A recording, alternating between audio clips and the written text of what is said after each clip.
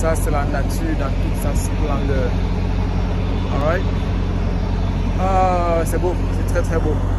C'est beau, ça peut être rentable. C'est la découverte. Cette vidéo, c'est pour parler des 3 choses. Ici, même là, je suis dans le désert. Dans le désert de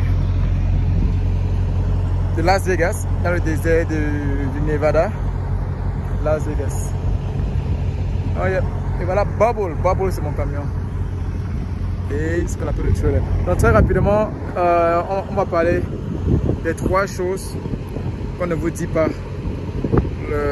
au sujet du métier de camionneur. La solitude, la famille et le risque de perdre sa vie. Alors on en parle, les 3 choses qu'on ne va pas vous dire lorsque vous vous engagez dans le métier de chauffeur, camionneur, cheminot. Allez, on en parle.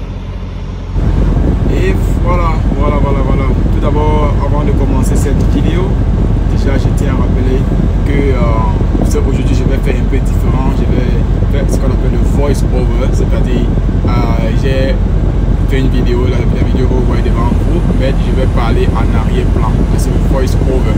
Et j'espère que vous aimez la vue. Si vous appréciez bien ce mode de vidéo, faites-moi savoir et je vais en faire davantage dans ce genre.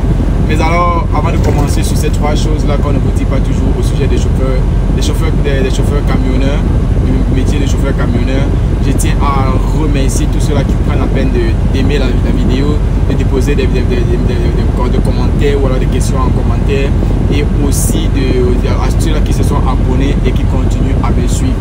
Merci infiniment, merci particulièrement à toi qui m'écoute en ce moment. Alors, ces 3 choses-là qu'on ne vous dit pas toujours aux chauffeurs au sujet du métier de chauffeur camionneur.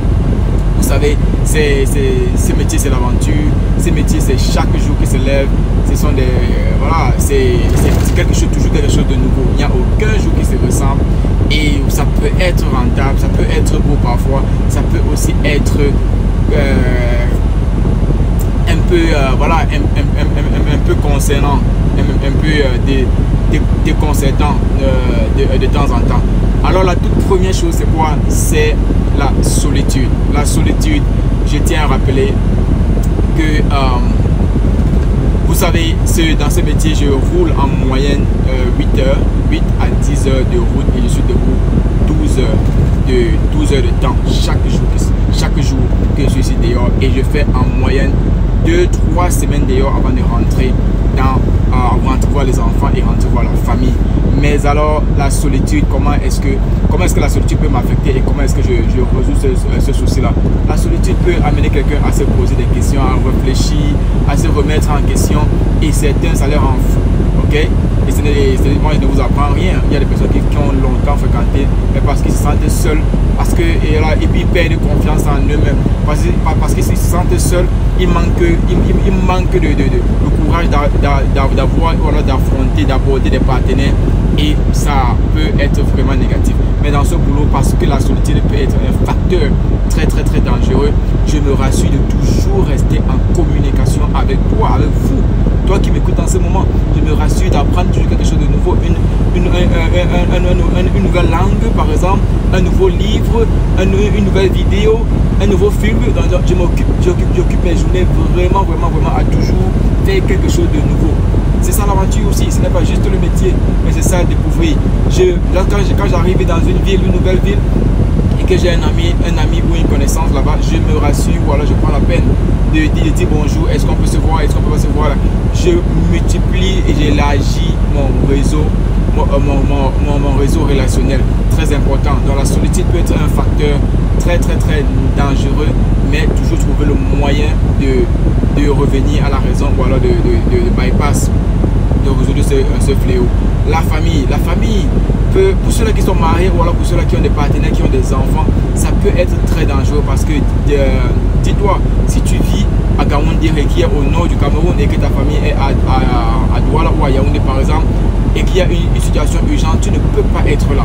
Alors quand tu n'es pas là, ayant un partenaire, une partenaire qui travaille avec métier et qui sait que tu ne peux pas être là au moment tic, alors il va réagir et faire ce qu'il a fait pour te soutenir et comprendre et t'accompagner dans ton métier. Parce qu'en fait, c'est ça, avoir un partenaire qui te supporte. Le risque de perdre sa vie, comme vous voyez sur cette vidéo, c'est dangereux. Il y a les risques chaque jour qui se passe. Et donc, c'est être toujours prudent sur la route, être toujours à se reposer et manger bien. Et l'activité physique, c'est très important pour éviter de perdre sa vie. Voilà, très rapidement, les risques de ce métier. Mais alors, dans une vidéo très proche, je vais vous parler de est-ce que les chauffeurs camionneurs ont toujours des enfants à gauche et à droite? Est-ce que les chauffeurs camionneurs font beaucoup d'argent? Et puis, merci pour m'avoir écouté. À très bientôt. Sergio, le petit voyageur.